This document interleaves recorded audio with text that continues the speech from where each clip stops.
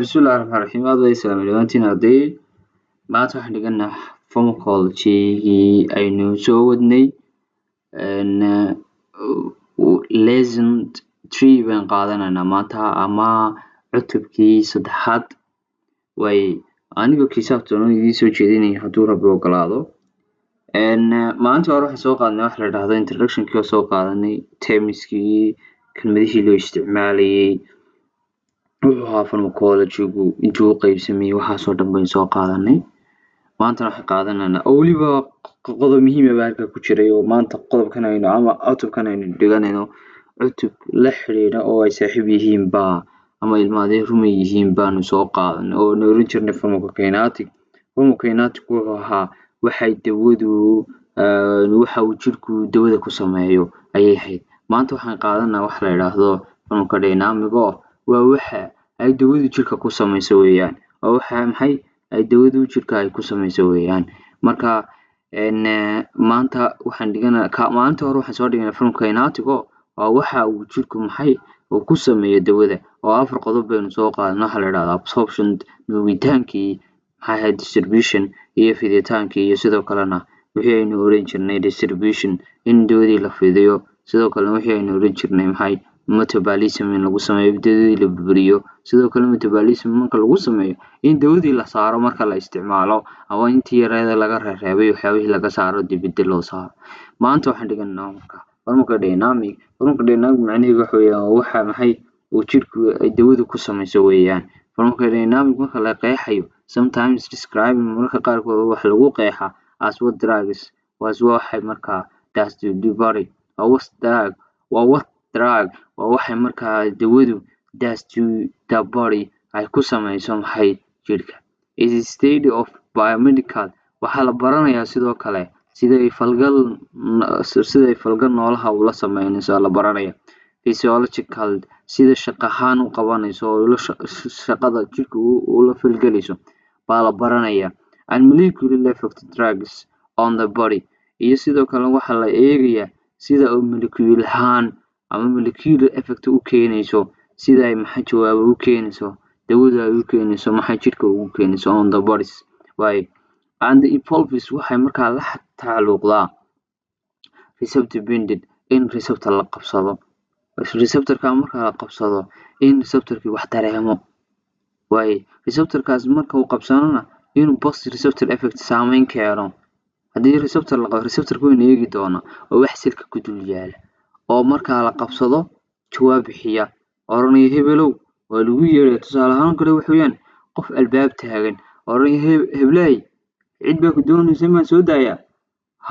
uu qofku oranaya ama may haduu yiraahdana aan sida ku soo deeynin way yani waa qof kaara oo ogolaanaya silka uu jawaabaya ka goosi ku jira iyo ka xagga dibadda ku jiraba labadaba waa xiriiriye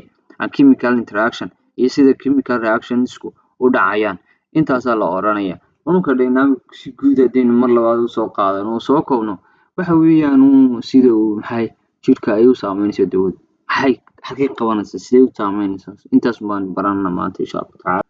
receptor pulpitiska waxa weeyaan calaamadaha uu receptorku leeyahay marka receptorku inagii soo dhiganay wuxuu ahaa bal aan imka definition gareyno waa unicellular molecules waa wax kasta oo unicellular cell kasta oo macromolecules ama ha weynaadaane ama ha weynaado to which neurotransmitter kuwaas neurotransmitterku oo drug ama wax la yiraahdo dawadu binding ay qabsanayso to initiate its effect say u bilowdo wax la yiraahdo effect ama jawaab u bixiso way waa unicellular receptor pulpitisku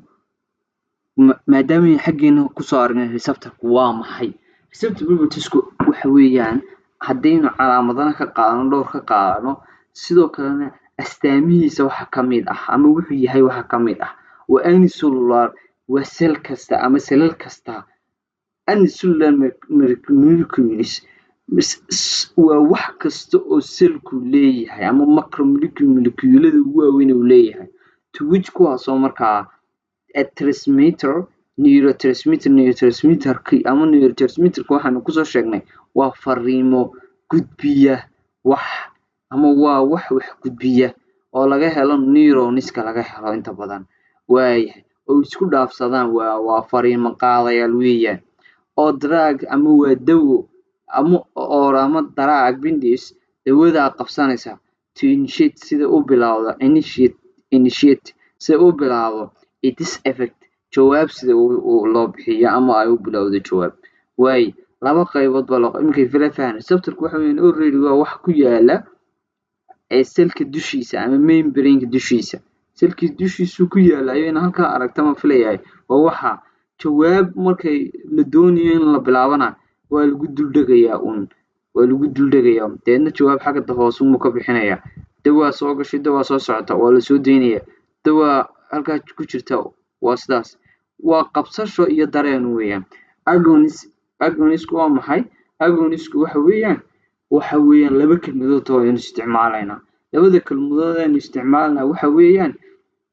active cellular single pathway to the altered physiological effect active agonist waxa weeyaan waa caawiye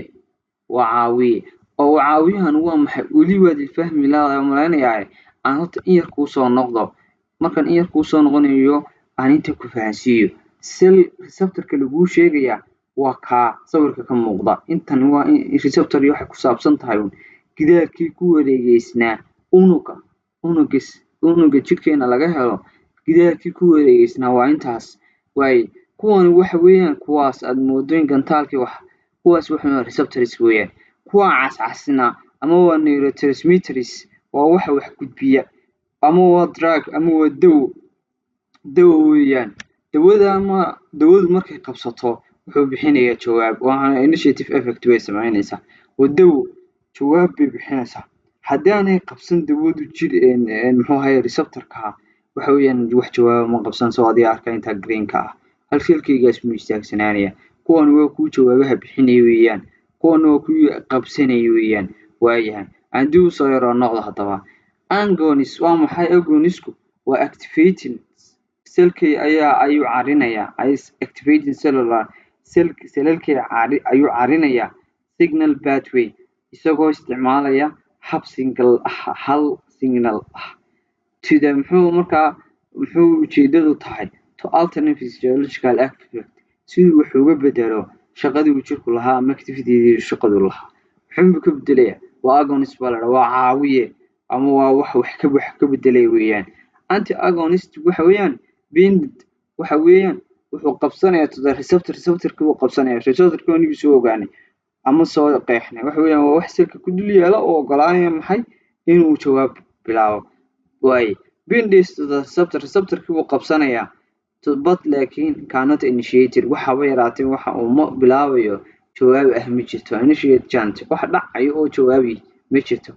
cellular function shaqadii uu lahaa silku waxa way yaraatay wax kama bedelayo uu qabsanaya laakiin wax kama bedelayo laakiin kan uu qabsanaya wuxuu ka bedelayaa alternate physiological activities wuxuu ka bedelayaa marka isla fahan agonist wuxuu ka bedelayaa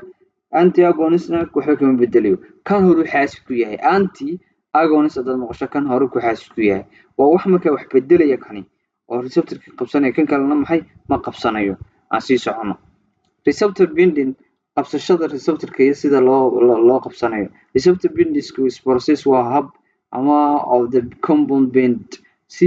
ay u qabsanaya ama si combine isku tagayaan dawadii iyo maxay wax la yiraahdo receptorkii the receptor way it can be used waxaan u isticmaali karnaa it can be used waxa u isticmaali karaa ama aynu la isticmaali karaa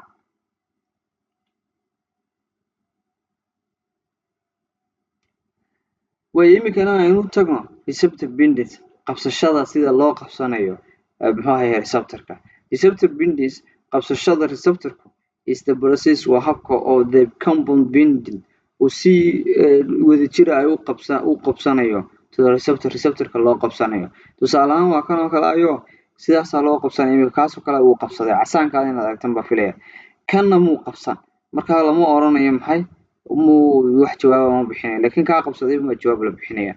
way it can be used waxa loo isticmaalaa to the study barashada marka kooma la isticmaalaa waxa la isticmaalaa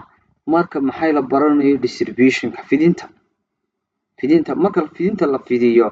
dawadii la fidiyo anigii soo dhiganay absorption waa lagu sameynayaa distribution waa la fidinayaa marka dawada la fidinayo ayay tegaysaa bartii loogu talagalay receptors tissues tegaysaa